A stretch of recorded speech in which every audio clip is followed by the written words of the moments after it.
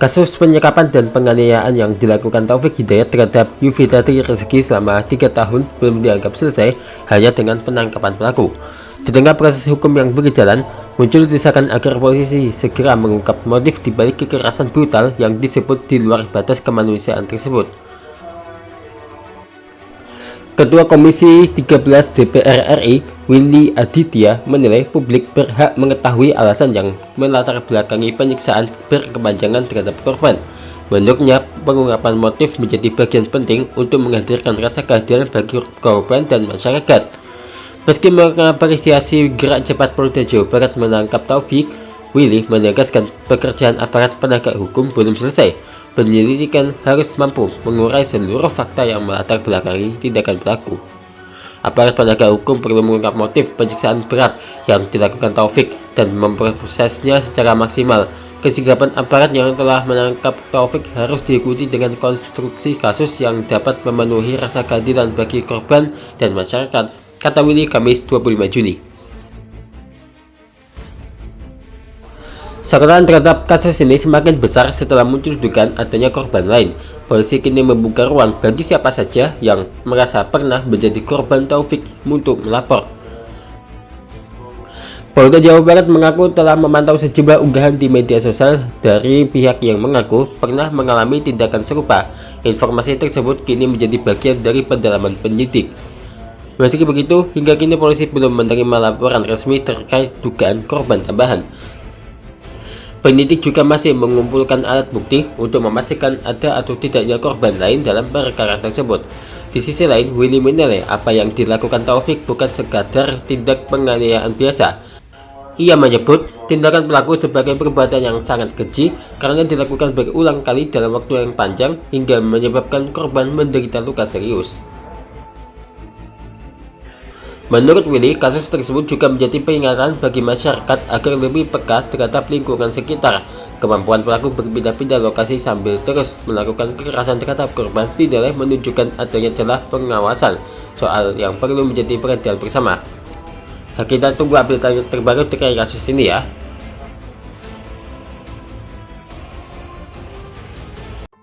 Lagi nengok pita, ini hanya pita. Tak. Kamu kumaha perasaannya udah ditangkap nih si pelaku? Alhamdulillah senang sekali, terima kasih Kapolda sudah ngebantu saya. Saya jadi lebih senang lagi, saya lagi bahagia lagi dan saya lagi tenang karena dia sudah tertangkap. Kita pengennya dia diapain tani? Hukumannya apa tak? Saya pengennya dia dihukum seberat mungkin.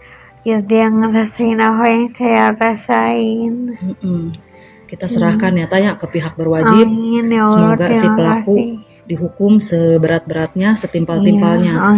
Kalau bisa mata ganti mata, hidung ganti hidung, mulut ganti hidung. Ya dipikir hancur. Amin, terima kasih. Kita tetap kuat ya.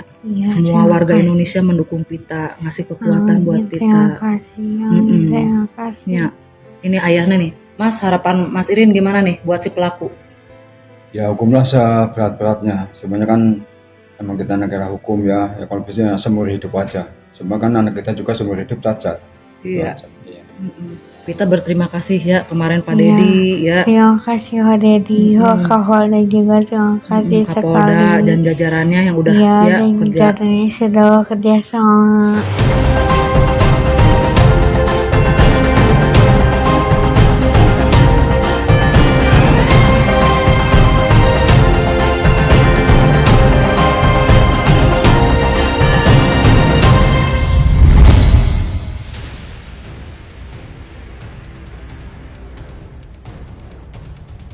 Gempa kembar dahsyat mengguncang Venezuela. Gempa itu menyebabkan lebih dari 100 orang meninggal dunia dan ribuan korban luka-luka. Dirangkum detik.com Jumat 26 Juni, gempa kembar Venezuela ini terjadi pada Rabu 24 Juni sore waktu setempat. Gempa pertama berkekuatan magnitudo 7,2 dan gempa kedua guncangannya lebih dahsyat, yakni magnitudo 7,5. Gempa ini menimbulkan kerusakan serius dari infrastruktur di Venezuela. Sejumlah gedung di wilayah Caracas, ibu kota Venezuela, dilaporkan rusak hingga ambruk. Berikut ini sejumlah fakta dari gempa kembar di Venezuela.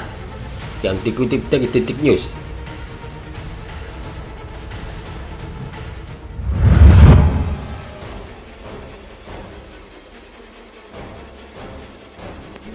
Pemimpin sementara Venezuela, Delcy Rodriguez, mengumumkan keadaan darurat setelah 2 gempa bumi dahsyat dan lebih dari 20 gempa susulan mengguncang negaranya.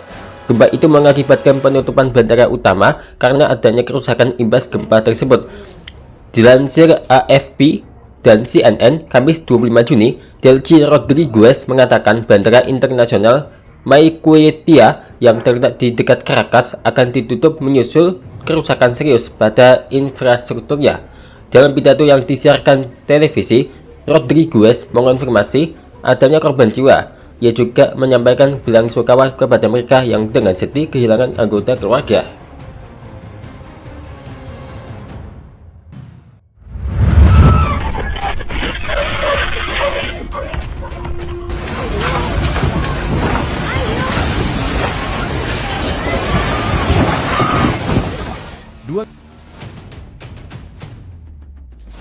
Korban tewas akibat 2 gempa dahsyat yang mengguncang Venezuela bertambah menjadi 188 orang dan korban luka ada 1.520 orang.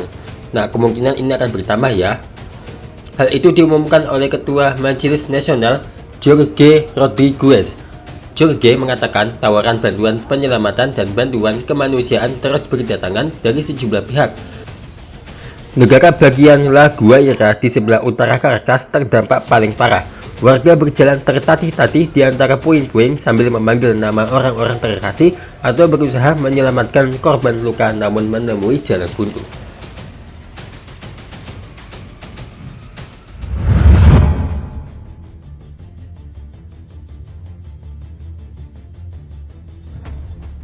Survei Geologi Amerika Serikat USGS melaporkan bahwa Venezuela diguncang 2 gempa bumi dahsyat yang terjadi hanya dalam selisih waktu 39 detik. Fenomena semacam ini disebut sebagai gempa doublet atau gempa kembar.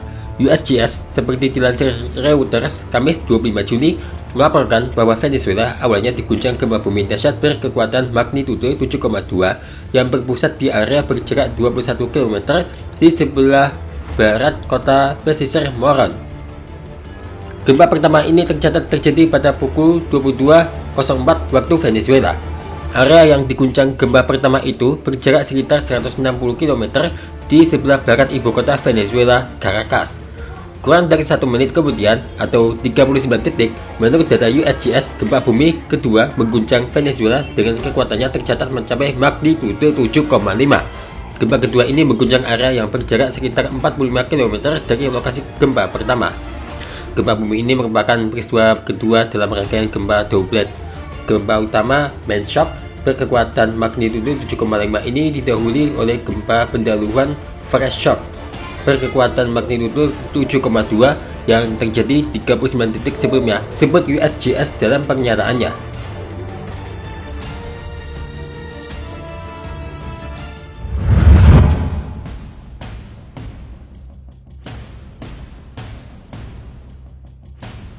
USGS memperkirakan 2 gempa dahsyat di Venezuela tersebut memakan banyak korban jiwa dan memicu kerusakan parah.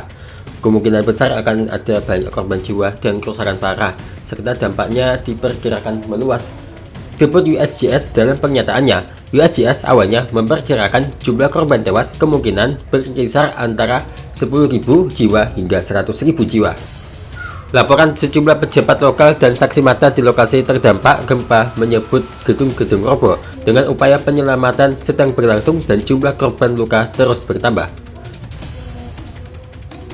Ada bangunan dan rumah yang roboh dan kami sedang menangani situasi ini dengan mengerahkan segala sumber daya yang tersedia, baik dari segi keamanan maupun bantuan sipil, kata Menteri Dalam Negeri Venezuela Diosdado Cabello.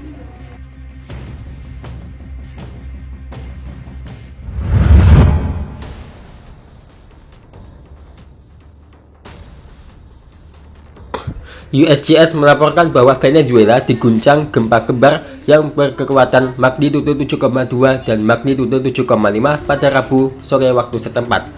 Menurut USGS, gempa magnitudo 7,5 ini adalah gempa terbesar yang melanda negara itu atau dilepas pantainya sejak tahun 1900. Gempa pertama berpusat di area berjarak 21 km di sebelah barat kota pesisir Moron.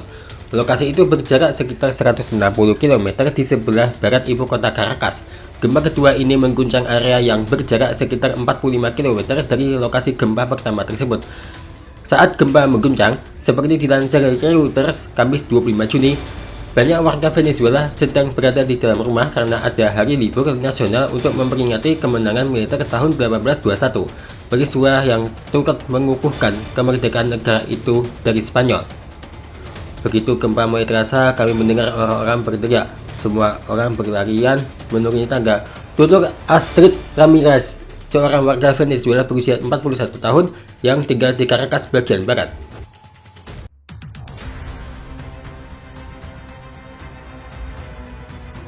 Warga di seluruh Caracas yang pernah merasakan gempa mematikan berkekuatan magnitudo 6,3 pada tahun 1967 bergegas menyelamatkan diri saat bangunan-bangunan berguncang keras.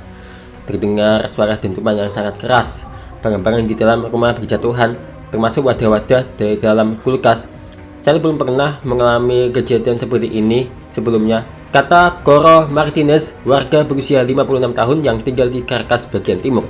Bagi Maria Romero, seorang pensiunan berusia 80 tahun yang tinggal di Caracas bagian selatan, gempa dahsyat pada Rabu itu terasa lebih buruk dibandingkan gempa mematikan tahun 1967. Romero dibantu oleh polisi setempat saat mengungsi dari rumahnya.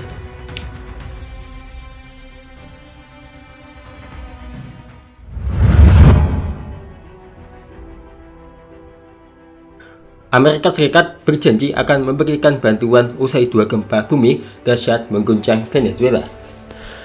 Menteri Luar Negeri Amerika Serikat Marco Rubio menyebut Departemen Perang akan diterjunkan untuk membantu Venezuela.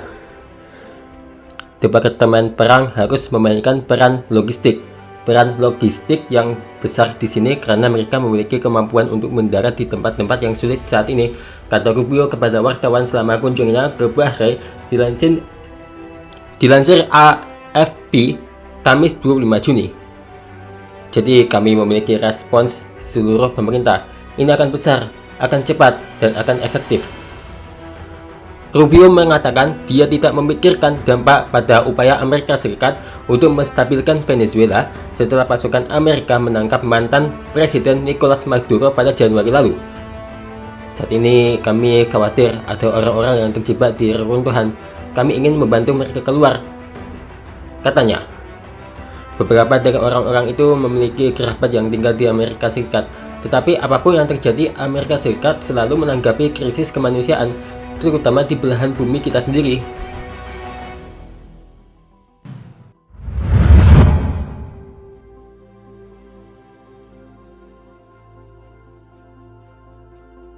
Pemerintah Swiss akan mengerahkan tim penyelamat ke Venezuela yang diguncang 2 gempa dahsyat. Kementerian Luar Negeri Swiss menyebut bahwa pihaknya telah mengerahkan Swiss Rescue Chain yang terdiri dari 80 personel, 8 anjing penyelamat, dan 18 ton peralatan penyelamatan.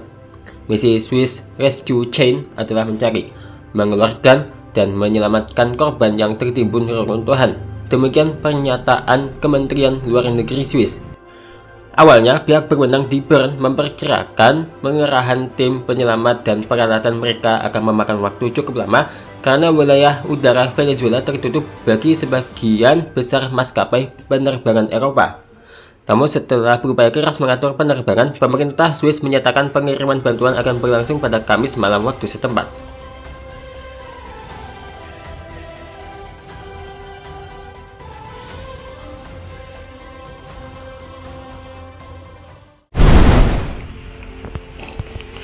Wah, pemandangannya bagus banget guys kalau sunrise.